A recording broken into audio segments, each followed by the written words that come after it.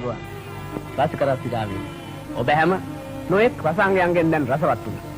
අපි දැන් අලුත්ම රසාංගයක් ඔබට ඉදිරිපත් කරන්නයි අපේ ආදි ශිෂ්‍යයෙක් සංගීත විශාරද උපාධිධාරී දක්ෂ ගායකයෙකු සිටි මොහු අවස්ථාවන්ත සිද්ධියකට මුණ පාලා ඔහුගේ දාස් අන්ධ වුණා. මෙන්න දැන් පිළිගන්න ඒ ගායකයා ජනක රන්දෙනිය.